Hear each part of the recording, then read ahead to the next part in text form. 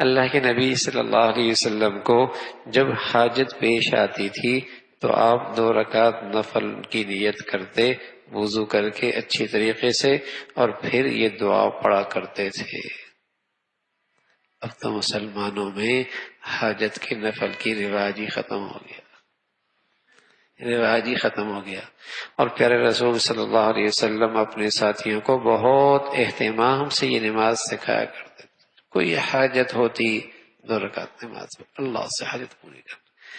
اب تو اسباب کی دنیا اور مادیت نے ایسا گھیر رکھا ہے، مادیت نے ایسا گھیر رکھا ہے کہ اس غیب کی شان پر اور اس خزانے پر اور اس قدرت پہ نظر جاتی بھی نہیں کہ وہ بھی کچھ کر سکتا ہے۔ ساری توانائیاں اور ساری صلاحیتیں اور ساری نظریں انہی مادی اشیاء پہ چلی جائیں۔ یہ ہوگا تو یہ ہوگا، یہ ہوگا تو یہ ہوگا، یہ نہیں ہوگا تو پھر یہ نہیں ہوگا۔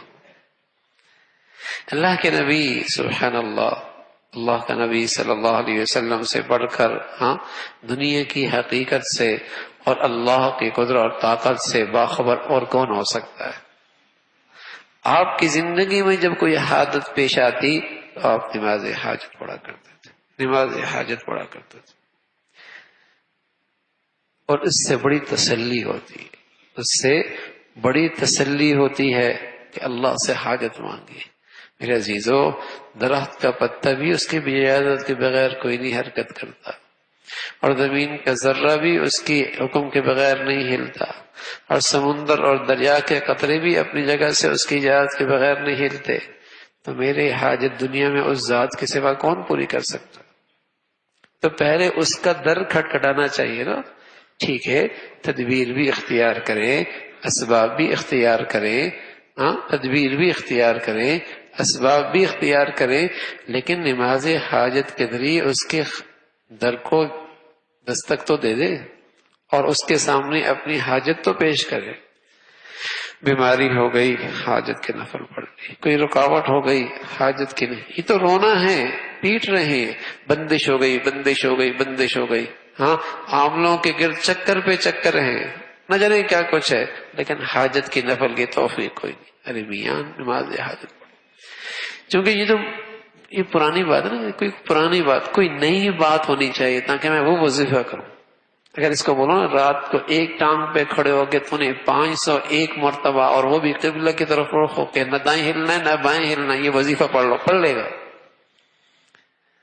اور جتنی وظیفے میں پابندیاں زیادہ ہوں گی بولے گا اتنا بڑا وظیفہ ہے۔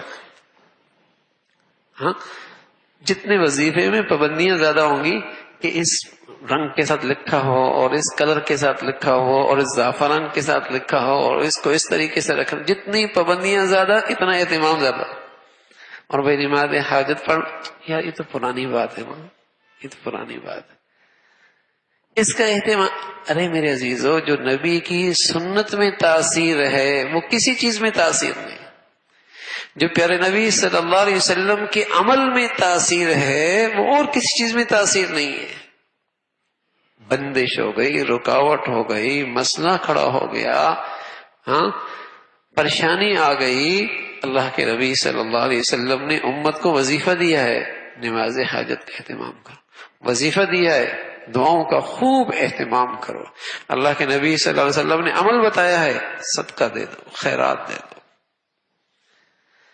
یہ اللہ کے نبی صلی اللہ علیہ وسلم نے اللہ کا در کھلوانے کے طریقے بتائے ہیں۔ اللہ رب العزت اس کا اہتمام۔